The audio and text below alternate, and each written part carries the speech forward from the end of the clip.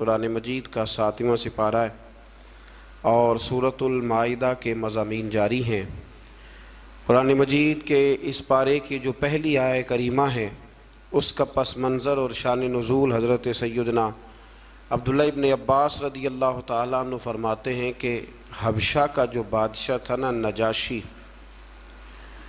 اس نے جب اپنے دربار میں مسلمانوں کو بلایا اور بلا کر کے اس نے کہا کہ مجھے وہ کلام وہ کتاب سناؤ جو تمہارے رسول علیہ السلام پر نازل ہوئی ہے، تو حضرت جناب جعفر طیار رضی اللہ تعالیٰ عنہ نے کچھ آیات پڑھ کے اسے سنائیں۔ تو قرآن مجید نے اس واقعے کا بیان پہلی آیت میں فرمایا ہے، فرمایا وَإِذَا سَمِعُوا مَا أُنزِلَ إِلَى الرَّسُولِ، جب وہ سنتے رہے وہ جو ہم نے اتارا تھا اپنے رسول کی طرف، تَرَىٰ أَعْيُنَهُمْ تَفِيضُ مِنَ الدَّمْ، تو فرمایا تو دیکھے گا کہ ان کی آنکھوں سے آنسو چھلک پڑے۔ جب انہوں نے وہ سنا جو ہم نے اپنے رسول علیہ السلام پر نازل کیا تھا تو آپ دیکھتے ہیں کہ ان کی آنکھوں سے آنسو چھلک پڑے۔ کیوں چھلک پڑے؟ مما عرفوا من الحق، اس لیے کہ انہوں نے حق کو پہچان لیا تھا، انہوں نے حق کو پہچان لیا۔ سارے دربار پہ سناٹا چھا گیا، نجاشی بھی رونے لگا، وہاں جو راہب بیٹھے تھے وہ بھی رو پڑے، اور اس مذہب کے جتنے پیروکار تھے ان سب کی آنکھوں میں آنسو آ گئے، اور انہوں نے کہا کیا؟ یقولون، وہ کہنے لگے ربنا آمنا، اے رب ہم ایمان لے آئے، فاکتبنا مع الشاہدین، تو ہمیں لکھ دے اسلام کی گواہی دینے والوں میں۔ تو سب سے پہلی آیہ کریمہ ہی جو ہے وہ اس بات کی طرف دلالت کرتی ہے کہ جب حق جان کر کوئی آدمی اللہ کی کتاب کی قرآن مجید کی تلاوت کرے گا، حق جان لے گا، اس تک پہنچ جائے گا، اور جب جان لے گا نا حق تو دل روشن ہو جائے گا، تو پھر اللہ تعالیٰ اسے دل کی نرمی عطا کرے گا، اس کی آنکھوں میں آنسو آ جائیں گے۔ اس لیے صحابہ کرام علیہم رضوان کی جماعتوں میں سے جب بھی کوئی شخص قرآن مجید پڑھتا تھا تو وہ رو پڑھتے تھے۔ حضرت عمر فاروق رضی اللہ تعالیٰ عنہ قرآن مجید پڑھتے ہوئے اتنا رویا کرتے تھے کہ صحابہ کرام فرماتے ہیں کہ وہ محراب میں نماز پڑھا رہے ہوتے تھے، سب سے ابتدا میں وہ کھڑے ہوتے تھے، لیکن جب وہ قرآن مجید پڑھتے ہوئے روتے تھے تو ان کے رونے کی آواز 7ویں صف تک سنائی دیتی، اس لیے کہ وہ جانتے تھے کہ یہ حق ہے۔ پھر اللہ تبارک و تعالیٰ نے سورۃ المائدہ کی آیت نمبر 87 میں ارشاد فرمایا ہے کہ مومنوں، یہ جائز نہیں کہ کوئی اپنی طرف سے حلال حرام کا فیصلہ کرے، بلکہ حلال اور حرام کا اختیار صرف اللہ تعالیٰ اور اس کے رسول صلی اللہ تعالیٰ علیہ وسلم کے پاس ہے۔ تو تم پاکیزہ چیزیں استعمال کرو اور حلال حرام کے فیصلے اللہ پہ چھوڑ دو، جس کو اس نے حلال کہا وہ حلال ہے، اور جس کو اللہ رسول حرام کر دے وہ حرام ہے۔ پھر اسی سورت کی آیت نمبر 99 کے اندر اللہ کریم نے یمین کے بارے میں، یمین منعقدہ کے بارے میں، یعنی قسموں کے بارے میں جو ہم قسمیں اٹھا لیتے ہیں، اس کے بارے میں بیان فرمایا۔ آیت نمبر 99 میں اللہ کریم نے ارشاد فرمایا کہ کچھ لوگ لغو قسم اٹھاتے ہیں، اس پر تو کوئی کفارہ نہیں، یعنی کچھ لوگوں کی نیت نہیں ہوتی، یہاں مفسرین نے لکھا ان کی عادت ہوتی ہے، واللہ باللہ تاللہ بات کرتے وقت یہ لفظ کہنا، اس کی نیت قسم اٹھانے کی نہیں ہوتی، تو ان پر کچھ کفارہ نہیں ہے۔ لیکن اگر کسی نے ایسی قسم اٹھائی کہ مستقبل میں یہ کام نہیں کروں گا، تو اب اسے چاہیے کہ وہ اپنی قسم پر قائم رہے، لیکن اگر وہ قسم پر قائم نہیں رہتا تو پھر 3 طریقے قرآن مجید نے بیان فرمائے۔ آیت نمبر 99 کے اندر 3 طریقے بیان فرمائے۔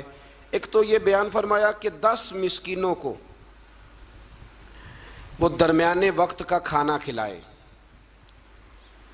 اور اگر یہ نہیں کر سکتا تو پھر ان کو درمیانہ لباس پہنا دے قسم کے کفارے کے لیے، اور اگر یہ نہیں کر سکتا تو پھر اس طرح کرے کہ غلام آزاد کرے۔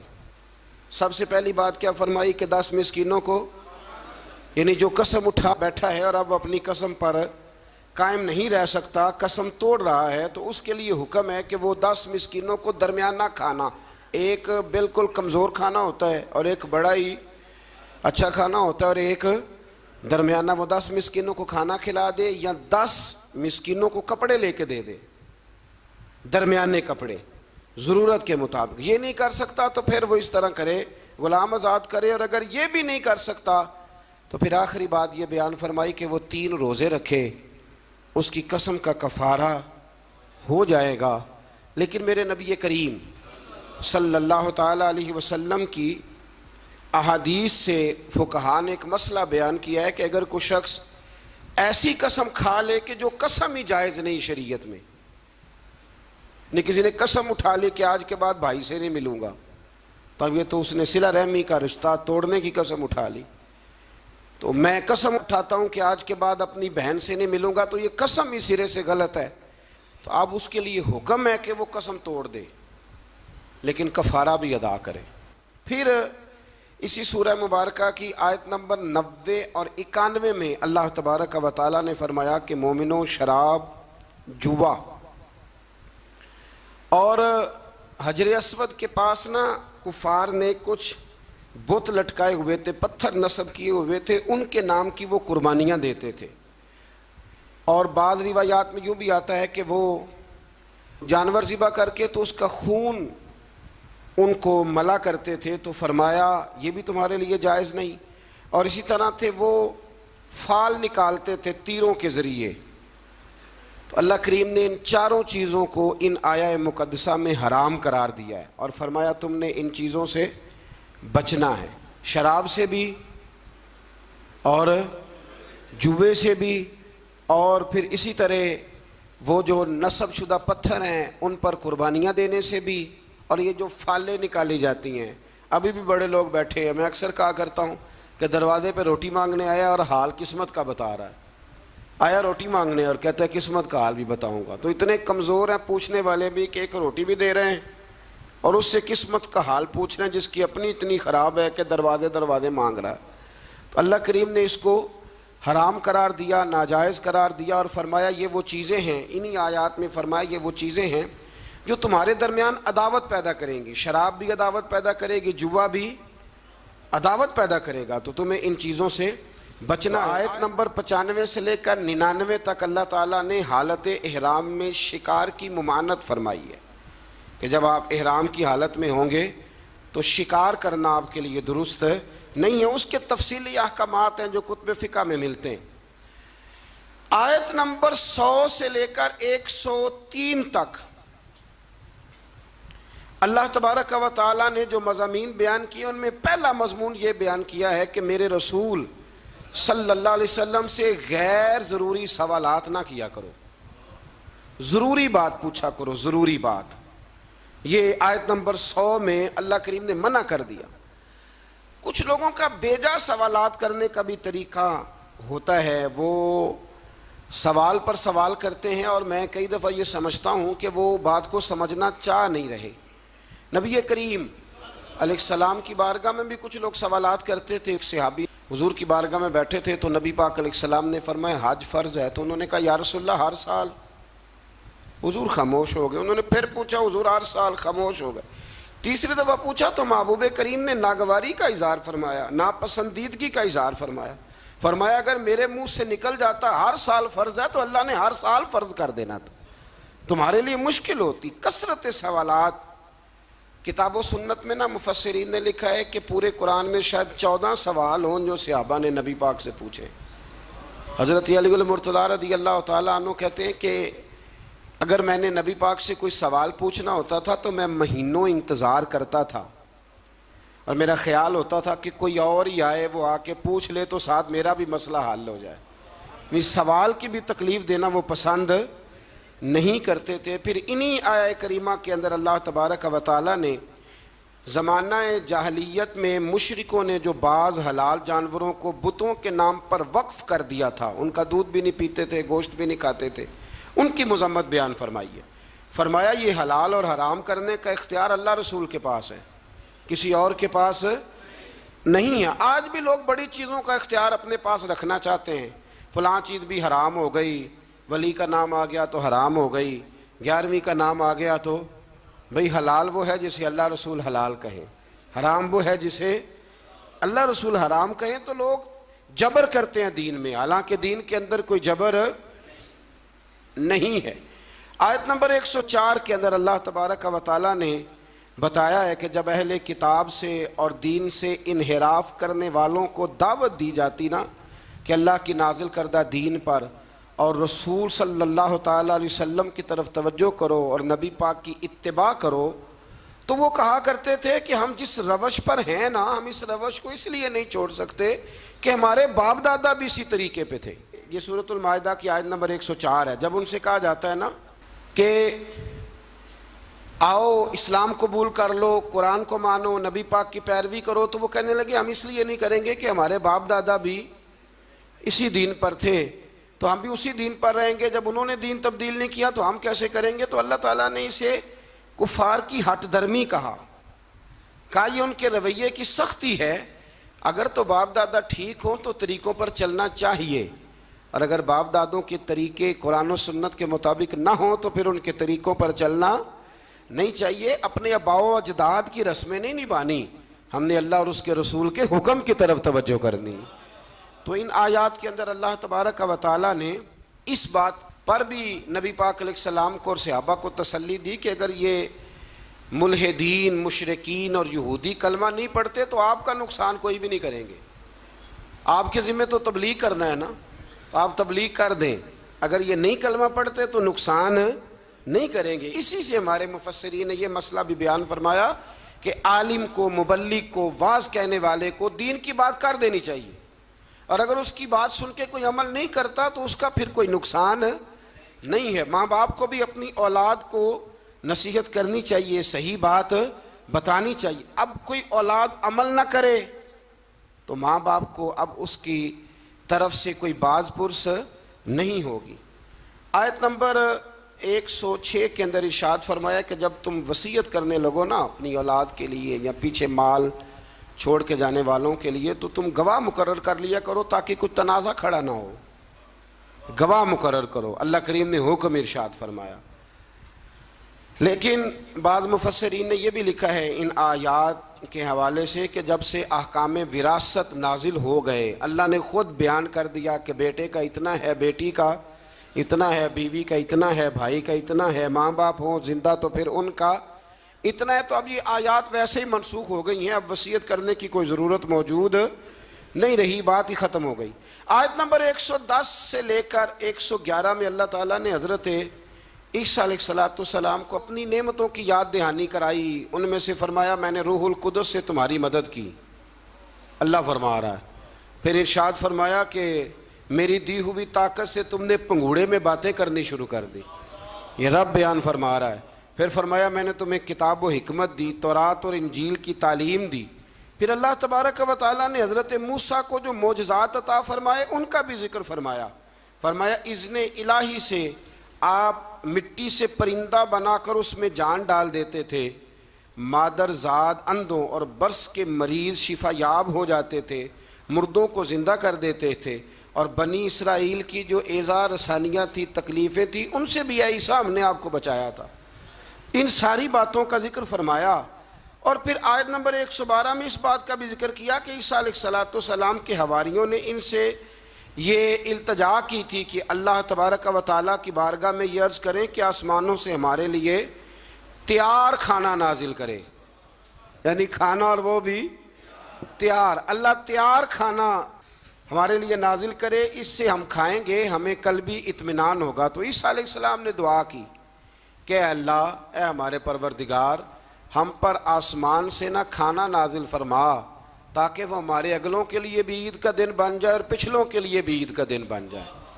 کھانا نازل ہو جس دن، اس دن عید منا لینی چاہیے، تو جس دن نبی پاک دنیا میں تشریف لائیں، یعنی کھانا آ جائے تو عید بن سکتی ہے۔ سورۃ المائدہ پڑھ رہا ہوں، روٹی آئے تو عید بن سکتی ہے، اور اگر اللہ کے رسول تشریف لائیں تو ہمارے بزرگ تو کہتے ہیں نثار تیری چہل پہل پر ہزاروں عید ربیع الاول، سوائے ابلیس کے جہاں میں سبھی تو خوشیاں منا رہے ہیں۔ اس کے بعد اللہ تعالیٰ نے اگلی آیات میں نا بنی اسرائیل پر، نصارہ پر، عیسائیوں پر حجت قائم کی ہے، دلیل، اور کمال کی بات ہے، یہ وہ آیات ہیں کہ جن میں بندے کی روح نعرہ لگانے کو پہنچتی، اور ایسی دلیلیں ہیں کہ جن سے انسان صحیح معنوں میں جوش اختیار کرتا ہے۔ اللہ کریم نے نصارہ کو فرمایا کہ اے عیسیٰ، نصارہ کو حجت قائم کرنے کے لیے فرمایا اے عیسیٰ، کہ آپ نے لوگوں کو یہ کہا تھا کہ مجھے اور میری ماں کو اللہ کے سوا خدا بنا لینا؟ اللہ کریم نے حضرت عیسیٰ علیہ السلام سے کہا۔ فرمایا یہ جو کہتے ہیں کہ حضرت عیسیٰ اللہ کے بیٹے ہیں، تو آپ نے کہا تھا؟ تو یقیناً پھر جواب یہی ہے کہ جناب عیسیٰ نے کہا نہیں تھا۔ تو جناب عیسیٰ اگر یہاں کہہ رہے ہیں کہ میں نے نہیں کہا، تو قیامت میں بھی وہ یہی کہیں گے۔ تو پھر جو باطل نظریات والے لوگ ہیں، باطل نظریات والے، اسی طرح کا معاملہ آج کل بزرگوں کے ساتھ ہوتا ہے۔ بزرگوں نے کہا تھا کہ ہمارے جو مزارات ہوں گے ان پہ آ کے تم لکی رانی سرکس لگا لینا، کہا کسی بزرگ نے، وہاں آ کے میلے ٹھیلے کرنا۔ بلکہ ہمارے ایک بڑے معتبر عالم ہیں، انہوں نے ایک بات سنائی، وہ میرے دل میں بیٹھ گئی۔ کہنے لگے کہ ایک بہت بڑے عالم تھے، تو ان کا شاگرد کسی آستانے پہ مرید تھا،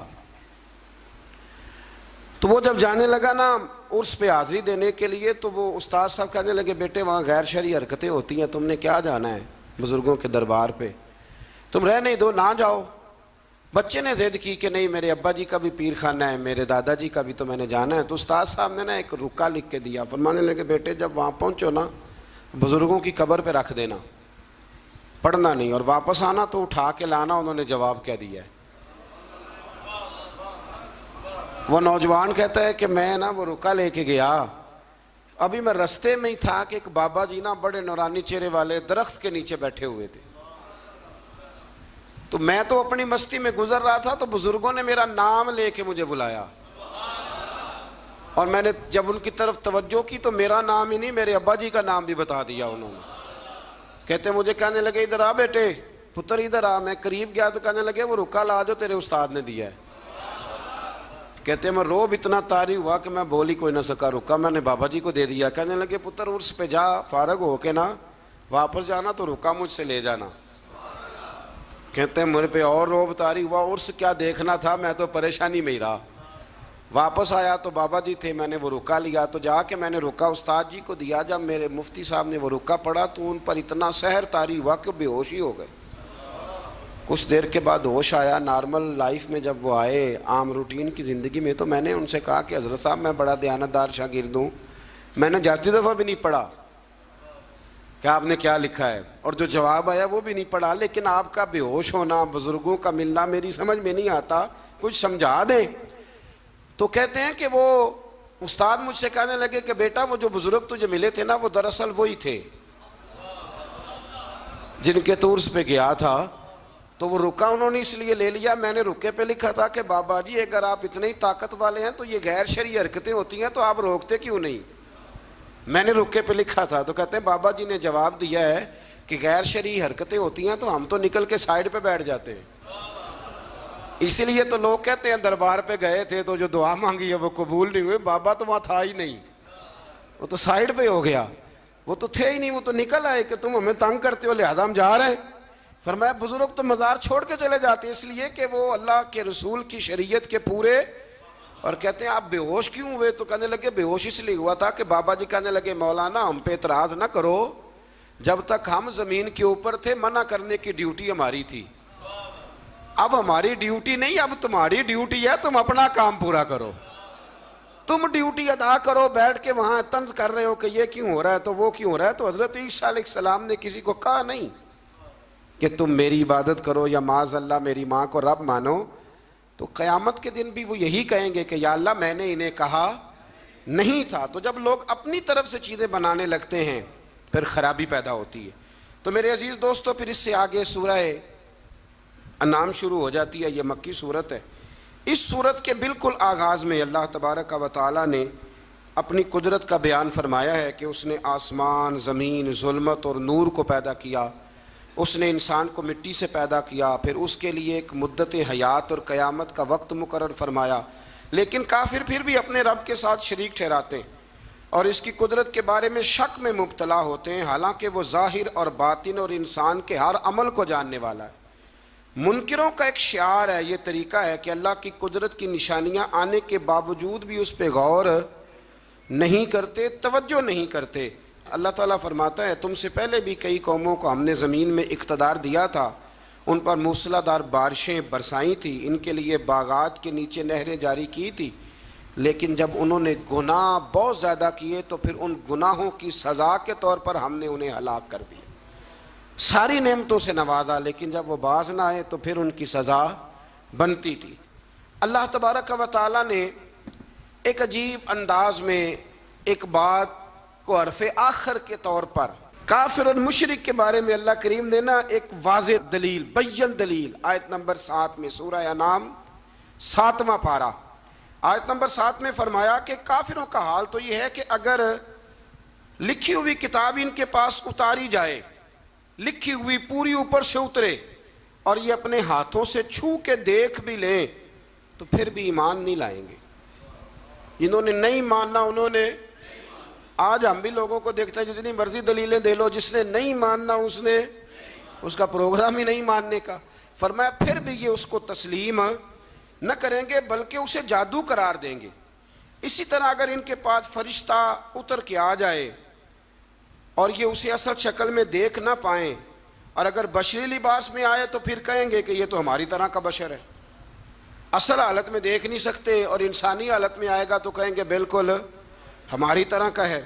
تو رسول اللہ صلی اللہ علیہ وسلم کو تسلی دیتے ہوئے اللہ تعالیٰ نے فرمایا کہ ہر دور کے کفار کا اپنے نبیوں کے ساتھ یہی طریقہ رہا کہ وہ انبیاء کا معاذ اللہ مذاق اڑایا کرتے تھے، یہ طریقہ رہا۔ آپ زمین پہ چل پھر کے دیکھ لیں گزشتہ امتوں کے تباہ شدہ آثار اور ان کے انجام آپ کو بتائیں گے کہ انہوں نے اگر نبیوں کا مذاق اڑایا تو پھر اللہ نے انہیں سزا کیا دی۔ زندگی میں انسان گفتگو کرتے ہوئے بہت سارے لوگوں کی طرف دیکھ کے ہنستا ہے، ان کا مذاق اڑاتا ہے۔ ایک میری بات پلے سے باندھ لینا، کتابوں کا، فرشتوں کا، جنت دوزخ کا کبھی بھی مذاق نہ اڑائیں۔ اب میں کچھ لطیفے ایسے سننے لگا ہوں جن میں لوگ فرشتوں کا مذاق اڑاتے ہیں، ڈرنا چاہیے اللہ تعالیٰ سے۔ لوگ جنت کا مذاق اڑاتے ہیں، لوگ دوزخ کے بارے میں معاذ اللہ فضول باتیں کرتے ہیں۔ آپ مطلب یہ کن کی روش ہے، یہ کن کا طریقہ ہے؟ اور ایک بات میری پلے سے باندھ لینا، ٹھیک ہے کمزور لوگ ہوتے ہیں، علماء بھی، مشائخ بھی، ان میں غلطیاں ہوتی ہیں، لیکن کبھی بھی کسی دین کے عالم کا مذاق نہ اڑانا، کبھی بھی کسی صوفی کا، کسی درویش کا مذاق نہ اڑانا، کبھی بھی کسی دین کے طالب علم کا مذاق نہ اڑانا۔ یہاں لوگ نقلیں اتارتے ہیں اور میں نے دیکھا ہے کہ لوگ ہنستے ہیں، مذاق کرتے ہیں، آپ کو پتہ نہیں کہ آپ کس کی بات کر رہے ہیں۔ ہم مصلی پہ کھڑے ہونے والے کی طرف نہیں دیکھا کرتے، ہم تو رسول اللہ کے مصلی کی طرف دیکھا کرتے ہیں۔ ہم ممبر پر بیٹھنے والے کی جانب نہیں دیکھتے، ہم تو ممبر رسول کو دیکھتے ہیں۔ تو یہ لوگ انبیاء کا مذاق اڑاتے، آج بھی لوگ مذاق کرتے ہیں۔ وہ فلاں عالم نے کہہ دیا ہے کہ بڑی جلدی انقلاب آئے گا، تو کہتے ہیں جی خوابوں کی کہانیاں سناتے ہیں۔ تو میں نے کہا اس طرح نہ کرو، یہ تم مذاق اڑا رہے ہو، اور مذاق اللہ والوں کا اڑانا رب کریم کو پسند نہیں ہے، اس سے بچیں، اور جتنا بچا جا سکتا ہے اتنا اس سے آپ پرہیز کریں۔ اسی طرح آیت نمبر 14 کے اندر رسول اللہ صلی اللہ علیہ وسلم کو حکم ہوا کہ آپ کافر اور مشرکوں کو بتائیں کہ کیا میں زمین و آسمان کا خالق نہیں؟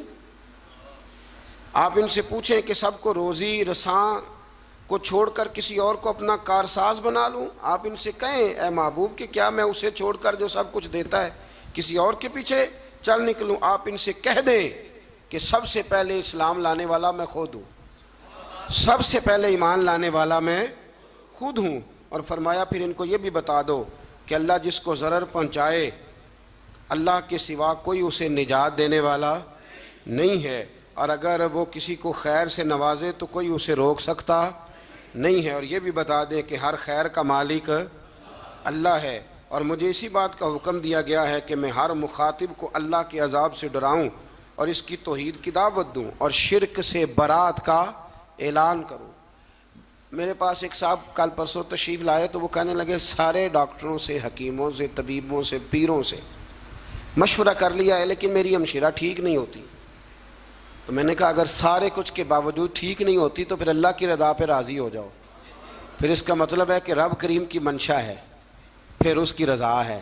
کہ وہ اسی حال میں دیکھنا چاہتا ہے۔ ایک بزرگ تھے تو ان کے وجود میں کیڑے چل رہے تھے، ایک کیڑا ان کے یوں پیشانی پہ بھی تھا تو وہ نیچے گر گیا تو انہوں نے اٹھا کے دوبارہ رکھ لیا۔ کہنے لگے جب اس کی رضا ہے کہ تو مجھے کھائے تو نیچے کیوں گرتا ہے؟ جے سونا ہی میرے دکھ وچ راضی تے سکھ نو چلے ڈاواں۔ تو اس لیے اللہ اگر کسی کو ضرر پہنچانا چاہے تو کوئی اسے بچا سکتا، اور اگر اللہ کسی کو خیر دینا چاہے تو کوئی روک سکتا۔ اللہ عزت دے تو کوئی ذلیل نہیں کر سکتا، پکی بات ہے۔ کرنے دے حسد والوں کو جتنا وہ آپ سے حسد کرتے ہیں، آپ کرنے دے۔ لوگ کہتے ہیں فلانا مجھ سے بڑا جلتا ہے، تو میں نے کہا وہ تو فائدہ کر رہا ہے آپ کا۔ پھر میرے علی شاہ صاحب رحمۃ اللہ علیہ کے مرشد نے انہیں دعا دی تھی کہ میرے علی میرا دل کرتا ہے لوگ تجھ سے زیادہ حسد کریں۔ تو کہنے لگے حضرت صاحب یہ کیا دعا ہوئی؟ تو آپ فرمانے لگے نعمتیں زیادہ ہوں گی تو لوگ زیادہ چلیں گے نا، تو میرا دل کرتا ہے لوگ تجھ سے حسد کریں، زیادہ حسد کریں۔ تو اس لیے ہم لوگ جو ہیں وہ ہمارے منانی میاں صاحب قبلہ فرمایا کرتے ہیں، وہ کہتے ہیں یہ جل رہا ہے تو آپ نظر آ رہے ہیں نا، وہ کہتے ہیں اگر یہ جلنا چھوڑ دے گا تو پھر آپ نظر نہیں آئیں گے، تو کچھ جلتا رہتا ہے تو آپ نظر آتے رہتے ہیں، اس لیے لوگوں کو جلنے دیں۔ تو ہم لوگ جو ہے وہ بلا وجہ، لیکن حسد بھی کسی کسی سے ہوتا ہے۔ اب میرے جیسا بندہ اٹھ کے یہ کہنا شروع کر دے کہ لوگ مجھ سے حسد کرتے ہیں تو اس کی خوش فہمی ہے نا، بھئی وہاں بھی رہ گئے حسد کرنے کے لیے، یعنی بلا وجہ کچھ لوگوں کو نا بخار بھی چڑھ گیا ہے، لوگ مجھ سے حسد کرتے ہیں۔ یعنی وہ کبھی کبھی خواتین بچے کو دم کرانے کے لیے لاتی ہیں تو کہتی ہیں بچہ بڑا سونا ہے، تو اس کو نظر لگ گئی، ماں کی نظر میں تو سونا ہی ہوتا ہے نا، لیکن وہ اس کو دم کرتے وقت بندے کو خیال آتا ہے کہ جی انہوں بھی نظر ہی لگنی ہے تو پھر انہوں دم ہونا چاہیے تھا جنہیں انہوں نظر لائی ہے۔ مطلب دم تو اس کو اب ہونا چاہیے جس نے اس کو نظر لگا دی، لیکن اماں کی نظر میں تو بیٹا چاند ہی ہوتا ہے نا جی، ماں کی نظر میں تو وہ ایک بیٹا چاند ہوتا ہے اور ایک اس کا ماموں چاند ہوتا ہے۔ چاچو کبھی چاند ہو سکتا، ماموں چاند ہوتا ہے، اور ایک وہ بیٹا خود چاند ہوتا ہے۔ چاچو جی چاند ہو سکتے، یہ میں اعتراض نہیں کر رہا، اس لیے کہ ہماری بہنیں بھی یہی کرتی ہیں اور ہماری بچیاں بھی یہی کام کرتی ہیں، ہوتا ہی ایسے۔ تو اس لیے اللہ تبارک و تعالیٰ نے اس بات کو بیان فرمایا کہ اللہ کسی کو خیر دینا چاہے تو کوئی روک نہیں سکتا، اور اللہ اگر کسی کو کسی جگہ مبتلا کرنا چاہے تو کوئی بچا سکتا نہیں۔ آیت نمبر 20 میں سورہ انعام 7واں پارہ آیت نمبر 20 میں اللہ کریم نے اس بات کو بیان فرمایا ہے کہ یہودیوں کی یہ غلط بیانیہ، یہ جھوٹ ہے ان کا کہ ہم رسول اکرم صلی اللہ علیہ وسلم کو نہیں جانتے، یہ ان کا جھوٹ ہے۔ بلکہ فرمایا محبوب وہ تو آپ کو اس طرح پہچانتے ہیں جس طرح انسان اپنے بیٹوں کو پہچانتا ہے، یعنی تورات میں انہوں نے اتنی نشانیاں آپ کی پڑھ لی ہیں کہ جس طرح انسان بیٹوں کو پہچانتا ہے نا، یہ ہوتے ہیں نا جڑواں بچے، تو پڑوسی دھوکہ کھا لیتے ہیں لیکن ماں باپ دھوکہ نہیں کھاتے، انہیں پتہ ہوتا ہے کہ بڑا کون سا ہے چھوٹا کون سا ہے، ریاض کون سا ہے فیاض کون سا ہے، انہیں پتہ ہوتا ہے، ماں باپ ہوتے ہیں نا۔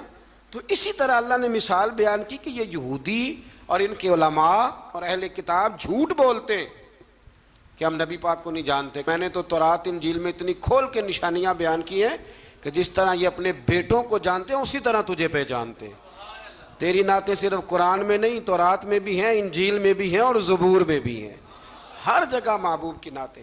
آیت نمبر 22 میں اللہ کریم نے فرمایا کہ قیامت کے دن ہم مشرکوں کو جمع کریں گے اور پوچھیں گے کہ تمہارے وہ باطل معبود اب کہاں ہیں، تو پھر وہ اپنے ماضی کو جھٹلائیں گے، پھر وہ اس کو غلط قرار دیں گے۔ آیت نمبر 25 میں اللہ تعالیٰ فرماتا ہے منکرین آپ کی بات کو توجہ سے سنتے ہیں لیکن ان کی بدعمالیوں کے سبب ان کے دلوں پر پردے پڑے ہوئے ہیں اور ان کے کانوں میں بندش ہے۔ اس کا مطلب یہ ہے کہ وہ سنتے تو ہیں لیکن یہ سننا ان کے لیے نفع بخش نہیں ہوتا، وہ ہٹ دھرمی سے حق کو رد کر جاتے ہیں۔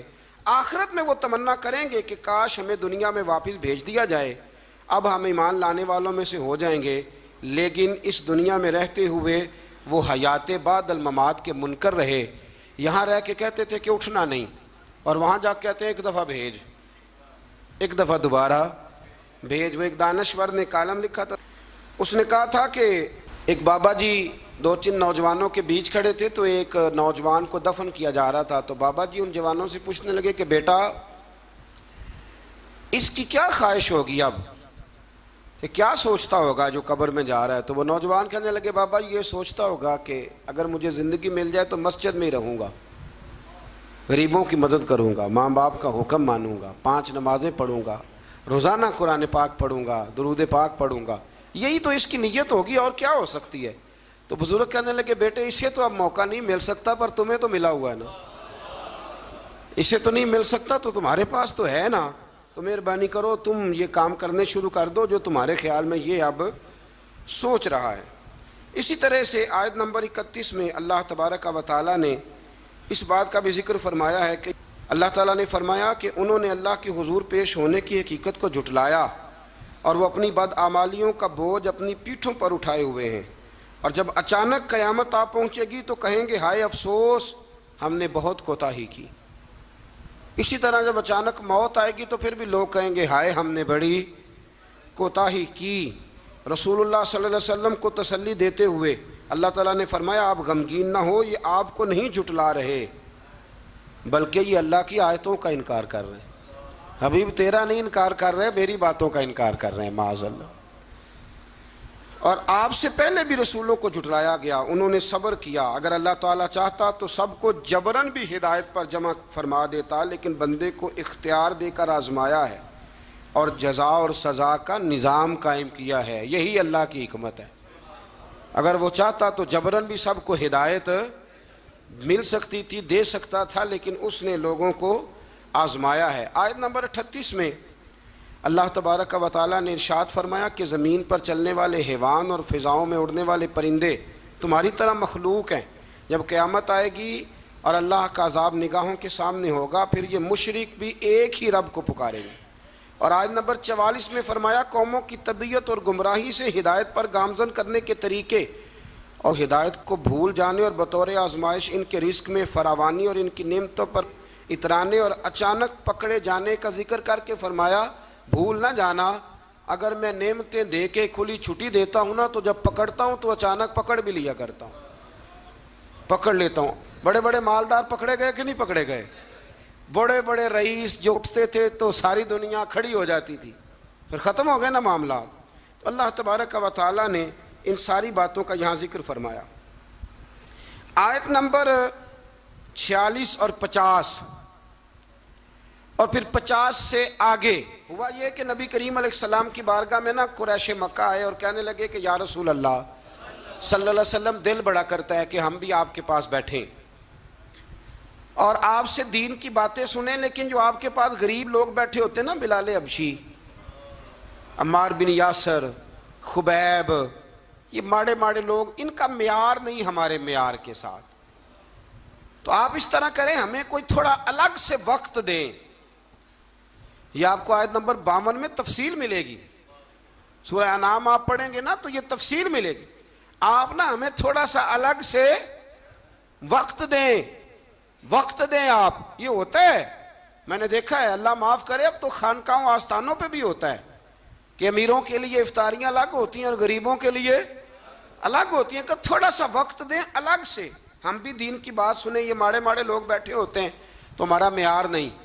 نبی کریم علیہ السلام نا بڑی خواہش رکھتے تھے کہ غریب بھی کلمہ پڑھ جائیں اور امیر بھی کلمہ پڑھ جائیں، تو نبی کریم کے دل میں خیال آیا کہ وقت دینا چاہیے، تھوڑا سا وقت ان کے لیے الگ کر لیتے ہیں۔ جب حضور کے دل میں خیال آیا تو اللہ تعالیٰ نے قرآن نازل کر دیا، ارشاد فرمایا وَلَا تَطْرُدِ الَّذِينَ يَدْعُونَ رَبَّهُمْ بِالْغَدَاةِ وَالْعَشِيِّ يُرِيدُونَ وَجْهَهُ، فرمایا محبوب انہیں اپنے پاس سے دور نہ ہٹانا جو صبح بھی اپنے رب کو پکارتے ہیں اور شام بھی اپنے رب کو پکارتے ہیں، اور فرمایا پکارتے کس لیے ہیں؟ یریدون وجہا، یہ اس لیے نہیں پکارتے کہ انہیں کوئی دنیاوی لالچ ہے، یہ اس کی رضا کے لیے اسے پکارتے۔ تو میرے رسول کریم علیہ السلام نے فرمایا بھئی میرے رب کا حکم آ گیا، بیٹھنا تو بیٹھو، نہیں بیٹھنا تو نہ بیٹھو، لیکن میرے ساتھ بلال حبشی ضرور بیٹھے گا، عمار بن یاسر ضرور بیٹھے گا، صہیب رومی ضرور بیٹھے گا۔ فرمایا یہ غرباء مساکین میرے گرد ضرور بیٹھیں گے، یہ ضرور بیٹھیں گے۔ میں نے تو یہ رنگ بھی دیکھا ہے اپنی مختصر سی زندگی میں کہ لوگ کہتے ہیں مسجد کی کمیٹی کا صدر بھی کوئی چودھری ہونا چاہیے، یعنی مسجد اور مدرسے کی کمیٹی کا صدر بھی کوئی چودھری ہونا چاہیے، کوئی نام ہونے چاہیے، کوئی لکھنا چاہیے، کوئی ایسے کرے کوئی ویسے کریں، اور چھوڑے میاں آپ کس کام لگے ہوئے ہیں؟ اگر مسجد اللہ کا گھر ہے نا تو وہ بانی جائے گا. آپ چھوڑیں آپ کن چکروں میں پڑے ہوئے ہیں. آپ یہ دیکھیں کہ مسجد میں جھاڑو صحیح کر کے کون دیتا ہے, توجہ صحیح کر کے کون کرتا ہے. اللہ ہمیں سمجھنے کی توفیق عطا فرمائے. پھر آگے آیت نمبر 59 میں اللہ کریم نے فرمایا کہ غیب کی کنجیاں اسی کے پاس ہیں اور اس کے سوا اس کا کوئی جاننے والا نہیں ہے. اور خشکی اور سمندر میں اور وہ درخت سے گرنے والے ہر پتے کو بھی جانتا ہے اور زمین کی تاریکیوں میں ہر دانے کو بھی جانتا ہے. تار اور خشک ہر چیز لوح محفوظ پہ اس نے لکھ دی ہے. اور آیت نمبر 60 میں فرمایا نیند اور بیداری کے تسلسل کے جاری رہنے اور میعاد مقرر پر مرنے اور اللہ کی طرف لوٹنے کے بیان کو یہاں بیان کر کے بھی اللہ نے اپنی قدرت کی علامات کو بیان فرمایا. اب یہاں کچھ لوگ فٹافٹ مانا کر دیتے ہیں کہ دیکھو جی اللہ نے خود ہی کہہ دیا نا کوئی غیب نہیں جانتا. تو میں پیچھے آپ کو بتایا ہوں نا کل کہ اللہ کریم فرماتے ہیں کہ سورہ آل عمران کے اندر کہ میں عام لوگوں کو غیب پر اطلاع نہیں دیتا لیکن اپنے رسولوں میں سے جس کو چن لیتا ہوں. یہاں فرمایا کہ کوئی نہیں جانتا تو اس کا معنی یہ ہے کہ از خود کوئی نہیں جانتا, لیکن اگر اللہ بتا دے تو پھر کوئی جاننے والا جان لیتا ہے. آیت نمبر 61 میں فرمایا کہ اللہ تعالیٰ اپنے بندوں پر غالب ہے اور ان پر نگرانی کرنے والے فرشتے بھیجتا ہے, اور جب کسی کی موت کا وقت آ جائے تو فرشتے کسی کوتاہی کے بغیر اس کی روح قبض کر لیتے ہیں. وقت آ جائے تو فرشتے کسی کا انتظار, ہم البتہ فرشتے کے آنے کا انتظار کرتے رہتے ہیں, لیکن فرشتہ انتظار نہیں کرتا, جب آتا ہے تو پھر لے کے جاتا ہے.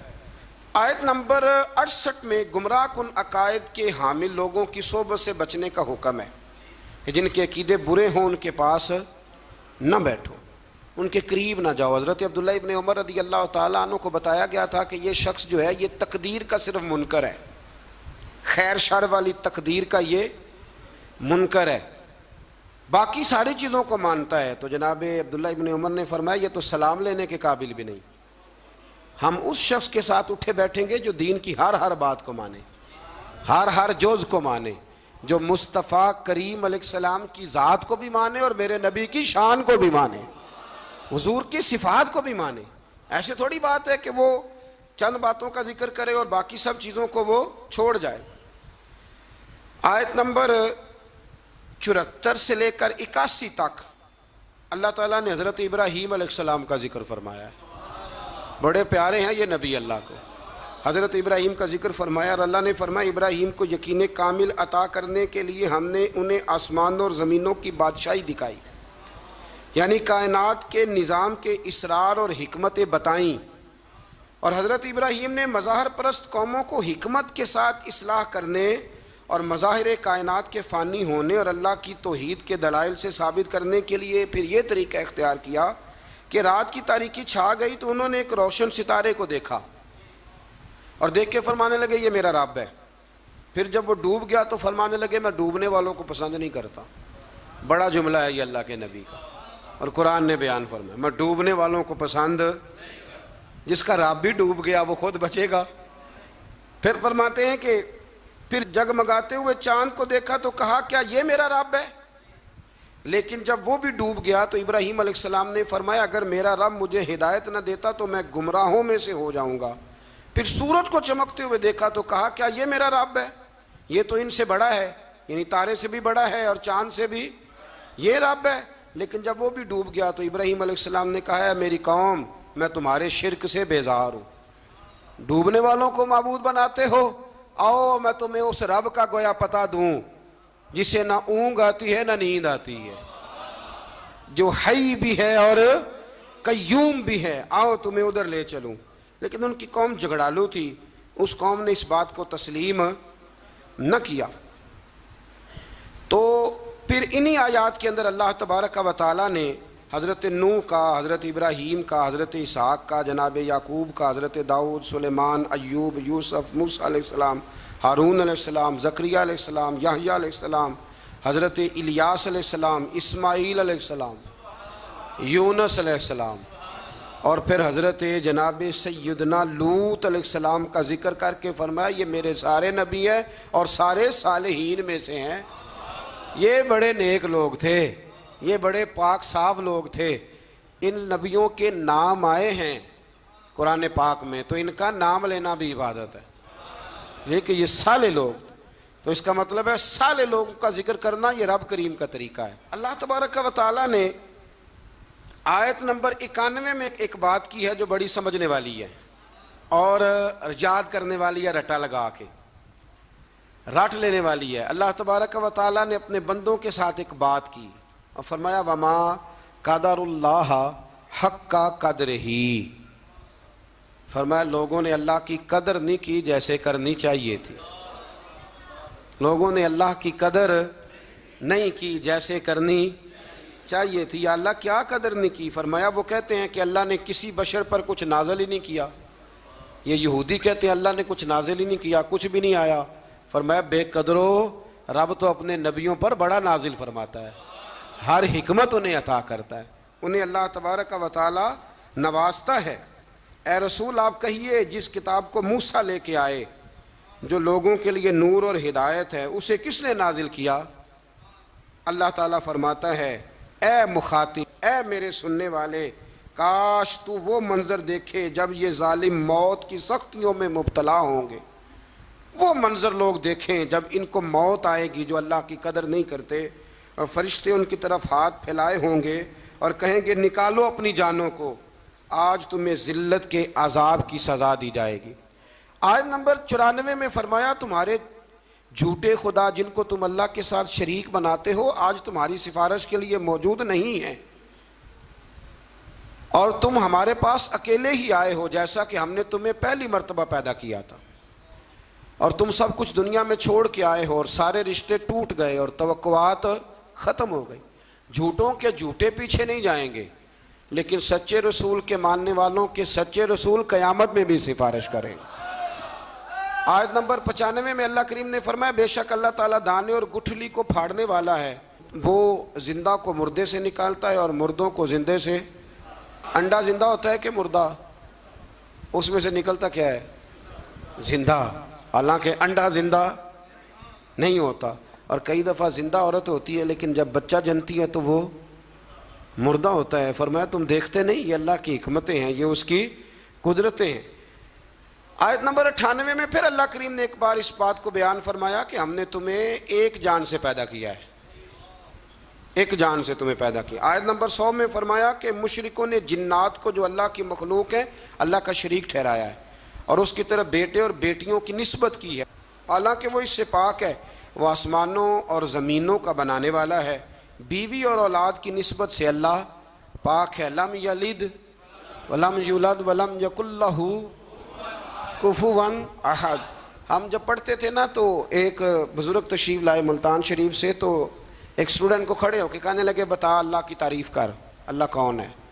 کہنے لگا اللہ ایک ہے، حالانکہ یہ بھی اس کی تعریف ہے کہ اللہ وحدہ لا شریک، یہ بھی تعریف ہے، لیکن وہ بچوں کو سمجھانے کے لیے فرمانے لگے حضرت جبریل کتنے ہیں؟ کہنے لگے جی ایک، تو فرمانے لگے یہ تم نے کیا تعریف کی؟ اللہ ایک ہے۔ کہا جناب آپ نے تو کمال کر دی، پھر آپ ہی بتائیں۔ تو فرمانے لگے میری سمجھ میں اللہ کی ساری شانیں ہیں، یہ بھی اس کی شان ہے، قدرت کاملہ ہے کہ وہ وحدہ لا شریک ہے، لیکن فرماتے ہیں اصل بات یہ ہے کہ وَلَمْ يَكُنْ لَهُ كُفُوًا أَحَدٌ، فرمایا جس طرح کا وہ ہے اس طرح کا کوئی ہے ہی نہیں، اس کا ہمسر کوئی ہو سکتا؟ جو وہ ہے وہ کوئی اور ہے ہی نہیں، ہو ہی نہیں سکتا۔ اللہ اکبر۔ آیت نمبر 104 سے 107 میں فرمایا تمہارے پاس روشن دلائل آ گئے ہیں، اگر کوئی اس کی روشنی میں چلے گا تو اسے فائدہ ہوگا، اور اگر کوئی گمراہی اختیار کرے گا تو اس کا اپنا نقصان ہے، اور اگر کوئی شرک کرے گا تو اس کے لیے ملول نہ ہو، آپ صرف وحی الہی کی پیروی کریں۔ آخر میں آیت نمبر 108 اور پارہ بھی تقریباً ختم ہونے کو، آیت نمبر 108 میں نے ایک قانون اللہ تعالیٰ نے بیان فرمایا ہے، وہ بڑا سمجھنے والا ہے۔ میں مبلغین کو، واعظین کو اور جو طالب علم بچے ہیں ان سب کی بھی توجہ کراؤں گا کہ وہ اس بات پر ضرور غور کریں کہ اللہ تبارک و تعالیٰ نے جہاں ہمیں کیا نصیحت فرمائی ہے، بڑی قیمتی بات ہے، اس کو ضرور سنیے گا۔ ارشاد فرمایا جا رہا ہے کہ تم نہ ان لوگوں کو برا نہ کہو جن کو مشرک اللہ کے علاوہ پوجتے ہیں، تم انہیں برا، بتوں کو برا نہ کہو۔ اور رب کریم نے فرمایا جب تم ان کے بتوں کو برا کہو گے تو ایسا نہ ہو کہ وہ زیادتی اور ظلم کی وجہ سے معاذ اللہ رب کریم کے بارے میں کوئی بے ادبی کر دے۔ ان کے جھوٹے خداؤں کو تم برا کہو گے تو ہو سکتا ہے وہ تمہارے سچے کو برا کہیں۔ تو فرمایا تم اس طرح کرو کہ تم تبلیغ ضرور کرو، بات ضرور کرو، لیکن ان کو برا نہ کہو۔ آج رویہ یہ بن گیا ہے، گالی کی زبان اس لیے عام ہوئی ہے کہ لوگ جب کسی کے بزرگ کے بارے میں کوئی ایسا لفظ کہتے ہیں تو پھر بھی وہ جواب میں خاموش نہیں رہتا۔ اس لیے ہم کہتے ہیں کہ اسٹیج پر سنجیدہ بات ہونی چاہیے۔ آپ اپنی رائے جب پیش کریں تو دلائل کے ساتھ پیش کریں۔ ہمارے زمانے میں طریقہ لوگوں کا یہ ہے کہ لوگ آواز اونچی کرتے ہیں، دلائل مضبوط نہیں کرتے۔ میرا مشورہ یہ ہے، میں اپنے دائرے کے طالب علموں کو کہا کرتا ہوں کہ آوازیں اونچی نہ کرو، دلائل مضبوط کرو۔ دلیل ہو مضبوط تو آواز نیچی بھی ہو تو بات دور تک جاتی ہے، اور بیچ میں کچھ بھی نہ ہو اور بندہ اتنا زور لگائے کہ سپیکر ہی پھٹ جائے تو اس کا کوئی مطلب نہیں ہے۔ تو آپ جب بھی بات کریں گے مہذب انداز میں کریں گے۔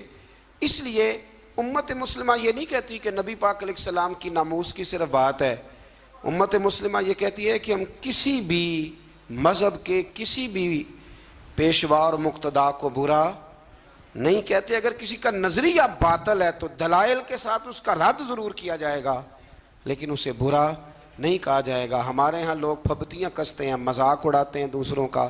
سنجیدہ ہونا چاہیے۔ آپ سنجیدہ بات کریں گے تو سنجیدگی پھیل جائے گی، اور اگر ہم غیر مہذب انداز اختیار کریں گے تو پھر معاشرے میں جذباتی لوگ پیدا ہوں گے۔ اللہ تعالی ہمیں سمجھنے کی توفیق عطا فرمائے۔